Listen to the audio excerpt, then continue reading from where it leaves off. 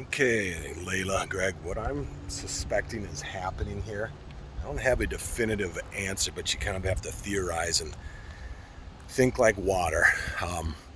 This is what I think might be possibly happening.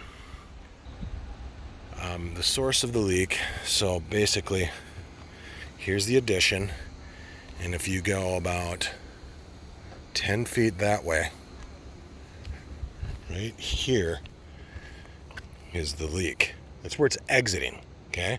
That doesn't mean that this is the source. Water takes the path of least resistance, much like electricity. So you kind of look for a culprit and something in the vicinity. And when that guy said something about flashing, I'd have to almost agree with him as far as a possible explanation of where the source may be. Because when there's wind-driven rain, what may be happening here, you can see where your shakes are coming off the wall here. Where wind-driven rain can get in behind that little nook right there where that piece of step flashing is, and it gets caught and it can't exit behind there. So it just works its way through the roof. And if it's snowpack and it's getting behind there, it's going to work up beneath the shingles, because shingles are they're like scales on a fish. They're meant to shed water, not hold it. So if there's water that's pooling and sitting on there, it can work its way back. Or if there's wind-driven rain that's getting behind here,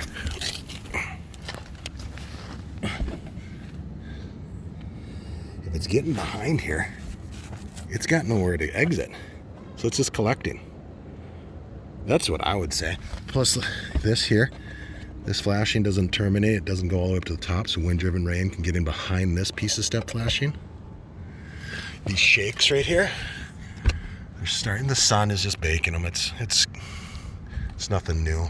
But this is kind of loose. Wind-driven rain can get behind here and then behind that flashing.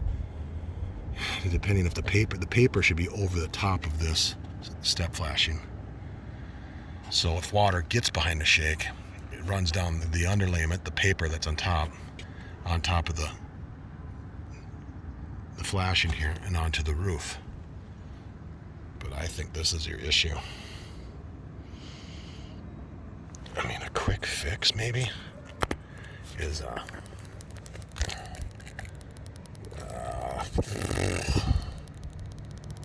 I'd flash this off, cut this off so no water's getting in here.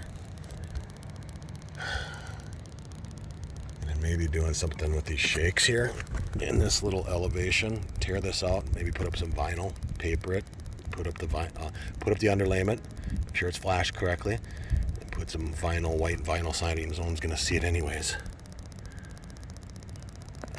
Because I think I don't know if this is shake or if this is, I think it's wood. I hope it's not asbestos. It looks like it's wood. I would tear that off and get it nice and watertight. Because right now you got quite a few culprits here for water intrusion. That's my theory. I mean, you guys' roof, next time it hails, we get a storm, give me a call, because we've got damage. I got damage to work with here that's consistent with hail. And then, I mean, if we could here's another option. If there was a storm date to work with, I could place the claim, see if we get the whole roof bought by insurance, less your deductible. That's your obligation to pay that amount. If then the whole roof gets stripped off at that point, then we'd be working with a clean slate. Because you've got stuff here to work with, man. I mean, boom, boom. That's consistent with hail. See if it gets you a new architectural roof. Because this is a nice roof. But I mean, shit. There. I mean, some of this can be deterioration, but some of these look like hail strikes. This hail will drive these stones into the matting. They slough off after a time, leaving a crater like that. Okay, I'll quit yapping. This fucking video's like 3 hours long.